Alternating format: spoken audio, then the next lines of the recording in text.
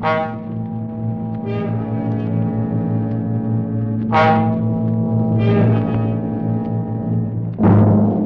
about the price of butter and eggs? Fed up with a housing shortage? Want to get away from it all? CBS offers you Escape.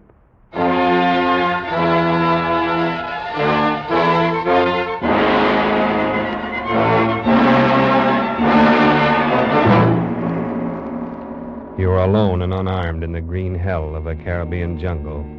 You are being trailed by a pack of fiercely hungry dogs and a mad hunter armed for the kill. A mad hunter who believes that you, a human being, are the most dangerous game. The Columbia Broadcasting System and its affiliated stations present Escape, produced by William N. Robeson and directed tonight by Richard Sanville. Escape, carefully planned to free you from the four walls of today. Free you for a half hour of high adventure.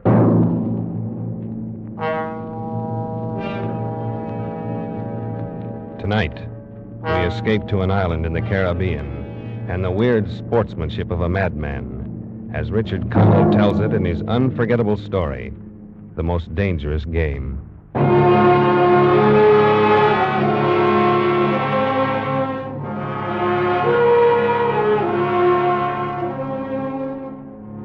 My name is Rainsford. You may have heard of me. I make my living hunting big game for many of the major museums of the world, guiding parties of sportsmen on safari in Africa, Tibet, and South America. Perhaps you've had occasion to run across some of my books. But even if you have, there's one incident you won't find described in them. The full story of my most terrible hunt.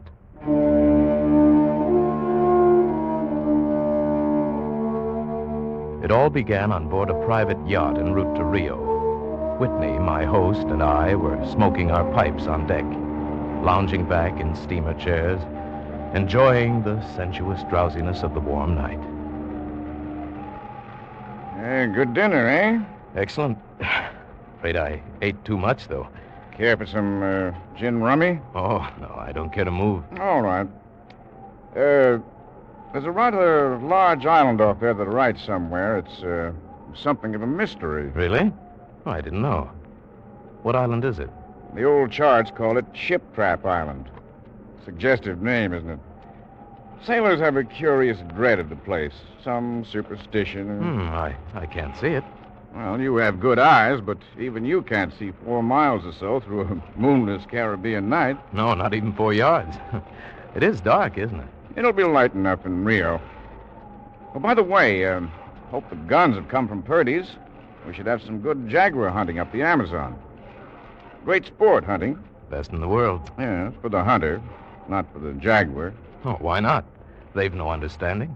Well, even so, I rather think they understand one thing. Fear. The fear of pain, the fear of death. Huh? Oh, rot, Whitney. Who cares how the jaguar feels? Well, perhaps the jaguar does. Oh, you're a big game hunter, not a philosopher. Look, the world is made up of 2 classes, the hunter and the hunted. We're lucky enough to be the hunters. Do you think we've passed that island yet? Yeah, can't tell in the dark. I hope so. Why? Oh, the place has a reputation. A bad one. Cannibals? Hardly. Even cannibals wouldn't live in such an isolated spot. But it's gotten into sailors' legends somehow. Did you notice? The crew seemed jumpy today.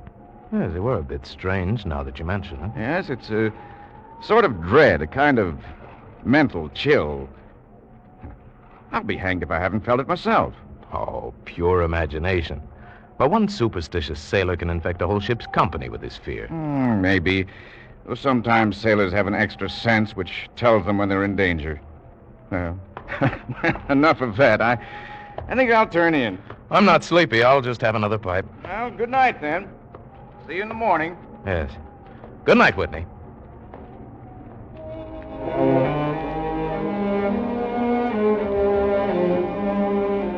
It was very dark. So dark I could have slept without closing my eyes. The night would have been my eyelids. I puffed at my pipe, got drowsy. Then I was wide awake. A gun out there in the water, a gun. I sprang to the rail, strained my eyes in the direction of those shots. but I couldn't see a thing. I leaped up on the rail to get better elevation, and my pipe, striking a rope, was knocked out of my mouth. I lunged for it, and tight fingers closed around my heart as I realized I'd reached too far and lost my balance.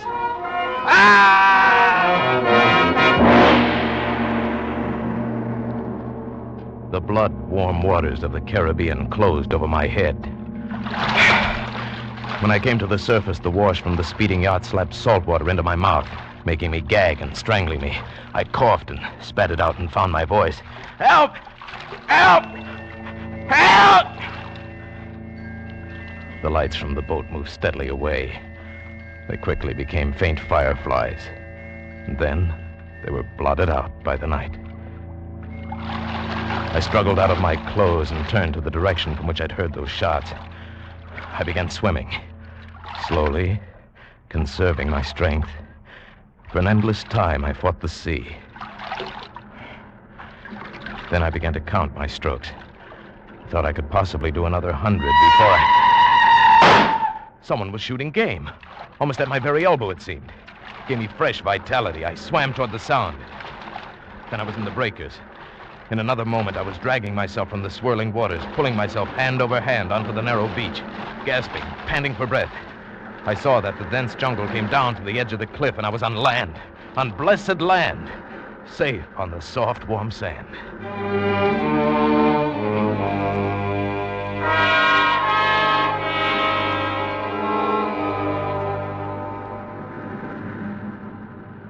I awoke late in the afternoon, a sharp hunger picking at me.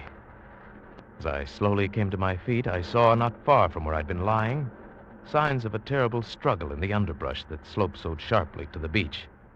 Some wounded thing, evidently a large animal, had thrashed about there in its death fight. And almost at my feet was a small glittering object, an empty cartridge from a .22. That was odd. The hunter had had his nerve to tackle a large brute with so small a gun. I examined the ground closely and found what I'd hoped for. The print of hunting boots. They pointed up toward a recess in the cliff, and I hurried quickly after them, for night was beginning to settle on the island.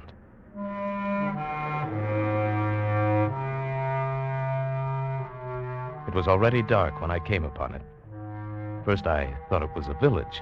There were so many lights. But as I came closer, I saw that all the lights were in one building, a chateau on a high bluff. In a few moments, my bare feet were padding up stone steps, and I stood in front of the massive oaken door.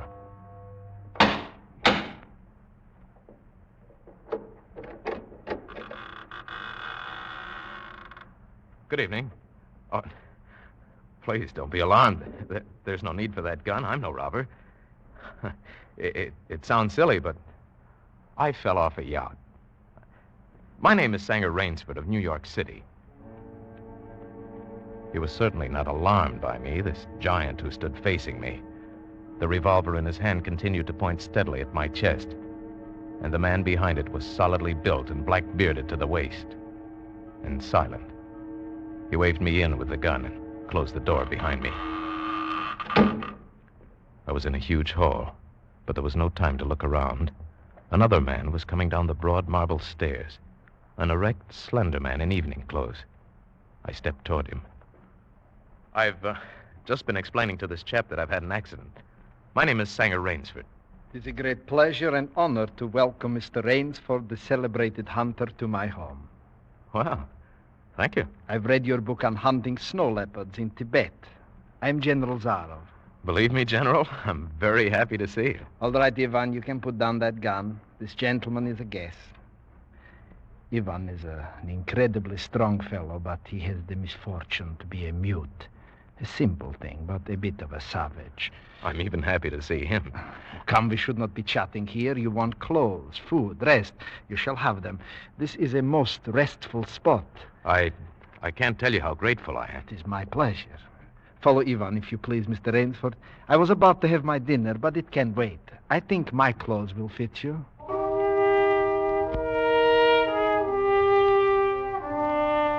I followed the man into a huge beam-ceiling bedroom with a canopied bed large enough for 6 men. Ivan silently laid out an evening suit, and as I put it on, I noticed that it came from a London tailor. And Whitney'd call this place too isolated even for cannibals. I went downstairs and sat down opposite Zaroff in a dining room that suggested a baronial hall of feudal times. The food was excellent. Perhaps you were surprised that I recognized your name, but I read all books on hunting, published in English, French, and Russian. I have but one passion in life, and that is the hunt. Why, I notice you have some wonderful heads here. Well, that Cape Buffalo over there is the largest I've ever seen. Oh, that fellow. Yes, he charged me, threw me against a tree, fractured my skull. But I got the brute. I've always thought the Cape Buffalo the most dangerous of all big game. No, the Cape Buffalo is not the most dangerous. No? Here in my preserve on this island, I hunt more dangerous game. Oh, is there big game on this island? The biggest? Really? Oh, it is not here naturally. I had to stock the island. Well, what have you imported, General? Tigers? No. Hunting tigers ceased to interest me when I exhausted their possibilities. There is no thrill left in tigers, no real danger. I live for danger. Cigarette, Mr. Rainsford. Please. We will have some capital hunting, you and I. But what game? I'll tell you. You will be amused, I know. I think I may say in all modesty that I have done a rare thing. I have invented a new sensation. May I pour you another glass of port? Thank you. I have been a hunter all my life, but after many years of enjoyment, I found that the hunt no longer fascinated me. It had ceased to be what you call a sporting proposition. I always got my quarry, always. And there is no greater bore than perfection. Then you were a very good hunter, General. No. I had merely discovered that the animal has nothing but his legs and his instincts. Instinct is no match for reason. When I realized this, it was a tragic moment for me. As I told you, I love to hunt. And then it came to me as an inspiration what I must do. And that was? I had to invent a new animal to hunt. A new animal? Why, you're joking. I assure you I am not, sir. A new animal, and so I found one. I bought this island, built this house, and here I do my hunting. The island is perfect for my purpose. There are jungles with a maze of trails in them, hills, swamps. And the animal, General Zaroff? It supplies me with the most intense excitement of all. I never grow bored now, for I have a quarry with which I can match my wits. An ideal quarry, with courage, cunning, and above all, reason. But no animal can reason. My dear fellow, there is one that can. I can't believe you're serious. Well, there's some grisly joke. Of course I'm serious. I'm speaking of hunting. You're speaking of murder. Surely your experiences in the Did war... not make me condone cold-blooded murder. I'll wager you'll forget your notions when you go hunting with me. Why, you've a genuine new thrill in store for you, Mr. Raines. Thank you. I'm a hunter, not a murderer. Oh, dear me, that unfortunate word again. But I hunt the scum of the earth, sailors from tramp ships, lascars, mongrels... Where do you from get them? This island is called Ship Trap. There is a row of lights out there on the reef which indicate a channel where there is none, only rocks. I control the lights from my tower. You wreck their ships and then you shoot down the men. But I treat my visitors with every consideration. They get plenty of good food and exercise. They get into splendid physical condition. You shall see for yourself tomorrow. Would you like some more port, please? What shall I see tomorrow? We'll visit my training school. It's in the cellar. I have about a dozen there now. Sailors. Inferior lot, I regret to say. More accustomed to the deck than the jungle. Ivan, we'll have our coffee now. Thick Turkish coffee, Mr. Rainsford. Very good. No. Is your appetite quite gone? No coffee, thank you. Just one, Ivan. It is a game, you see. I suggest to one of them that we go hunting. I give him 3 hours start. I am to follow, armed only with pistol of smallest caliber and range. If my quarry eludes me for 3 whole days, he wins the game. If I find him, he loses. And if he refuses to be hunted? Oh, I give him the option. If he won't hunt, I turn him over to Ivan here. Ivan once served as official executioner to the great white Tsar, and he has his own ideas of sport. Invariably, they choose the hunt. And if they win? To date, I have not lost. I don't wish you to think me a braggart. Once did almost win. Eventually, I had to use the dogs. The dog? Yeah. Just step over here to the window a moment. I want you to see my courtyard. Go ahead, Mr. Rainsford. Open the window, please. And I have a dozen, as you can see. They are let out at 7 every night. If anyone should try to get into my house or out of it, well, it would be regrettable. And now I want to show you my new collection of heads. Will you come with me to the library, please? I hope you'll excuse me tonight. I'm really not feeling at all well. Oh, I am sorry. You need a good, restful night's sleep. Tomorrow you'll feel like a new man, and then we'll hunt. I wonder at the promising prospect. But I was already hurrying from the room and up the marble stairway. I heard him calling after me. Sorry you can't go with me tonight. I expect rather fair sport, a big, strong native from west coast of Africa. He looks resourceful. The bed was good. I was tired, but I didn't sleep. I didn't toss or turn. I didn't move.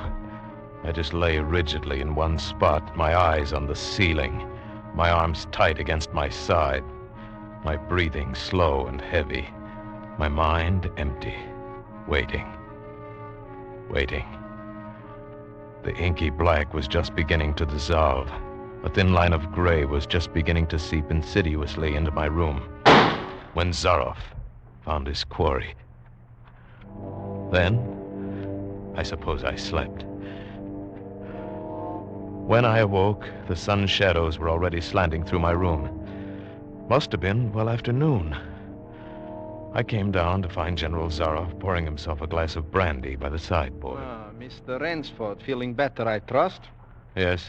I wish I could say the same. No, I'm not well. Hunting was no good last night. He made a straight trail, offered no problems at all. General, I want to leave the island at once. Mr. Rainsford, tonight we will hunt, you and I. No, General. I've told you I will not hunt. I beg you to reconsider. My idea of sport is much more diverting than Ivan. You mean that? Yeah, you and I. It's really an inspiration. A foeman worthy of my steel at last. Oh, you'll find this game worth playing, Rainsford. Your brain against mine. Your woodcraft against mine. Your strength and stamina against mine. Outdoor chess. And the stake is not without value, eh? And if I win? If I do not find you by midnight of the third day, then I'm defeated. My sloop will place you on the mainland near a town. Oh, you can trust me. I give you my word as a gentleman and as a sportsman. Of course, you in turn must agree to say nothing of your visit here. I'll agree to say nothing of the kind. Well, in that case, well, why discuss it now? 3 days from now, we can chat about it over a bottle of Veuve Clicquot. Unless... And now listen, Rainsford. Ivan will supply you with hunting clothes, food, and knife. I suggest you wear moccasins. They leave a poorer trail. I suggest, too, you avoid the big swamp in the southeast corner of the island. There's quicksand there. And now you'll want to start, no doubt. I shall not follow until dusk. Hunting at night is so much more exciting than by day, don't you think, Mr. Rainsford? Good hunting.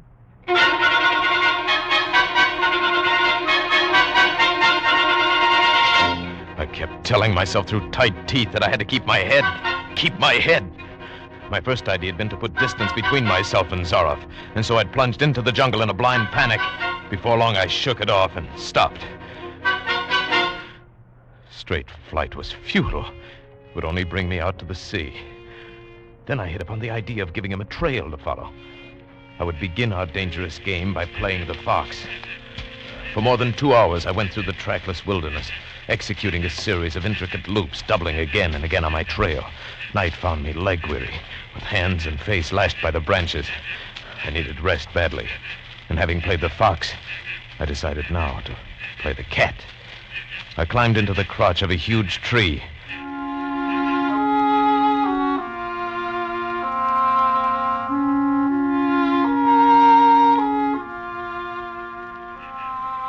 An apprehensive night crawled slowly by like a wounded snake.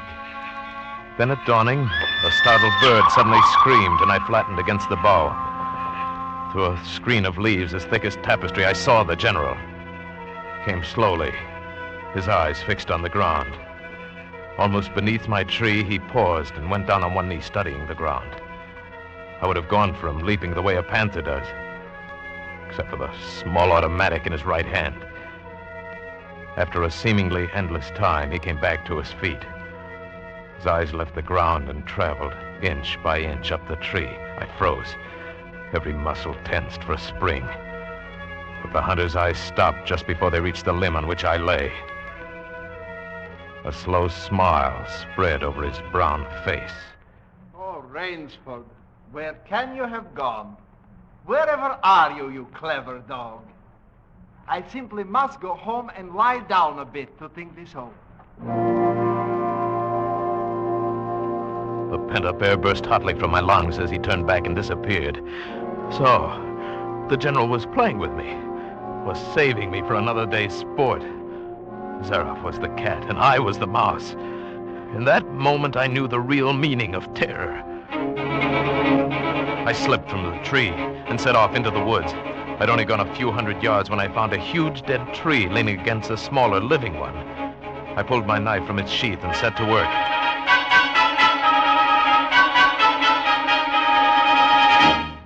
When the job was finished, I threw myself down behind a log 100 feet away. How long I waited, I don't know. It seemed like days. It was probably only a few hours. Then he was coming again, with the sureness of a bloodhound. Nothing escaped those searching black eyes. No crushed blade of grass, no bent twig, no mark, however faint, in the moss. He was so intent on his stalking, he was upon the thing before he saw it, his foot touching the protruding branch that was the trigger. The dead tree, delicately adjusted to rest on the cut living one, crashed heavily to the earth. And I waited yet another moment, not daring to look up and see if it really had done its work. Rainsford, if you're within the sound of my voice, let me congratulate you. There aren't many men who know how to make a melee man-catcher. I am a lucky man, Rainsford. My reflexes are still good. Did you see me spring back even while it was falling? Rainsford, can you hear me? You are proving interesting. I'm going back now to have my wound dressed. Don't be alarmed. It's only a slight one. I shall be back. I shall be back.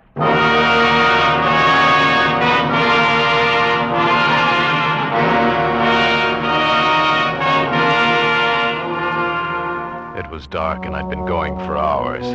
The vegetation became ranker. Insects were biting me savagely. And when mud began sucking viciously at my feet like giant leeches, I knew where I was. About to enter the death swamp with its quicksand. However, the softness of the earth gave me an idea. I stepped back about a dozen paces out of the quicksand and began to dig. When the pit was above my shoulders, I climbed out, and from some hard saplings I cut stakes, sharpening them to a fine point. I planted the stakes at the bottom of the pit, with their points up. With flying fingers, I wove a rough carpet of weeds and branches, and with it I covered the mouth of the pit. Then, wet with sweat and aching with tiredness, I crouched behind the stump of a lightning-blasted tree. I heard the padding sound of feet on the soft earth. I knew he was coming. The night wind brought me the perfume of the general's black cigarette. Although I could see nothing, it seemed to me that he was coming with unusual swiftness, that he was not feeling his way along foot by foot. In one brief moment, I lived an entire year. Then I heard the sharp crackle of breaking branches as the cover of the pit gave way.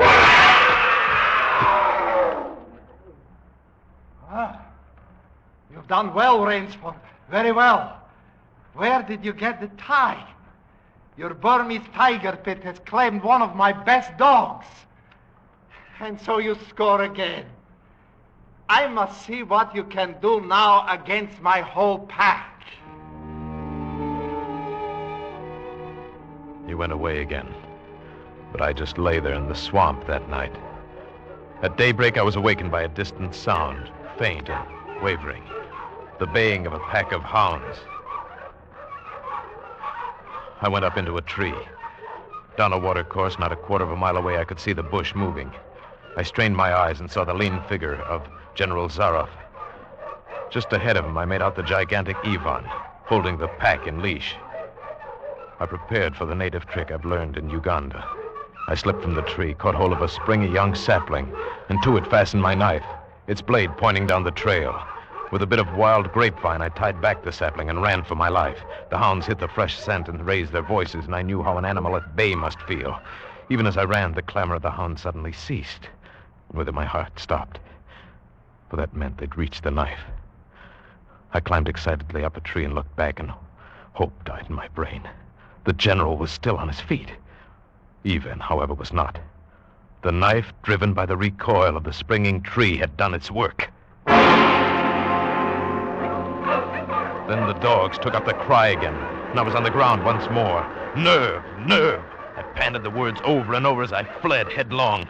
A blue gap showed through the trees dead ahead. I forced myself up on towards the gap and reached the sea. It lay 20 feet below me, rumbling and hissing. I stood a moment, poised over the edge.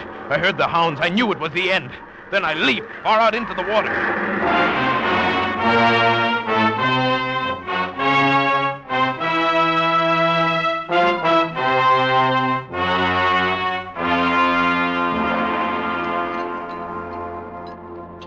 Well, it's been a busy day, eh, Adam?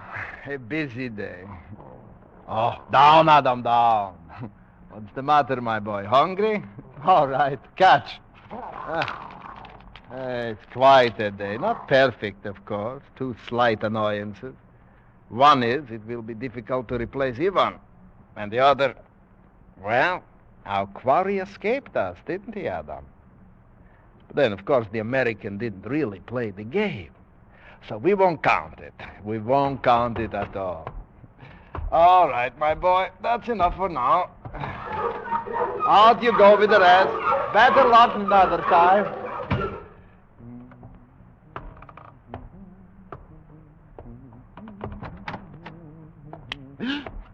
Rainsford, Good evening, General. how did you get here? I swam. I found that quicker than walking through the jungle. I congratulate you. You have won the game.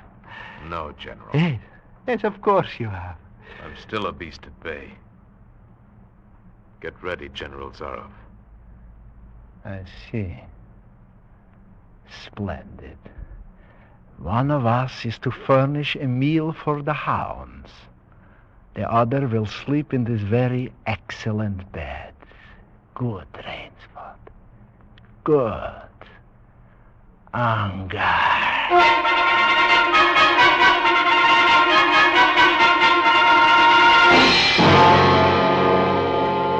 Huh? The General was right.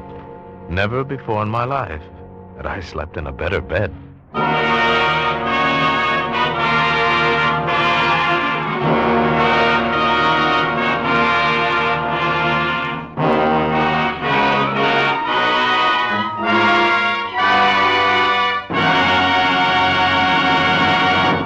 Escape is produced by William N. Robeson and was directed tonight by Richard Sanville. You have escaped tonight in the Richard Connell story, The Most Dangerous Game, adapted for radio by Irving Ravitch, with Paul Frees as Sango Rainsford and Hans Conried as General Zaroff. The special musical score was conceived and conducted by Cy Feuer. Next week, You're sitting at the throttle of a speeding locomotive, screaming around the curves of a mountain gorge, racing against time with death at your shoulder. Next week, you're the engineer of the Yellow Mail.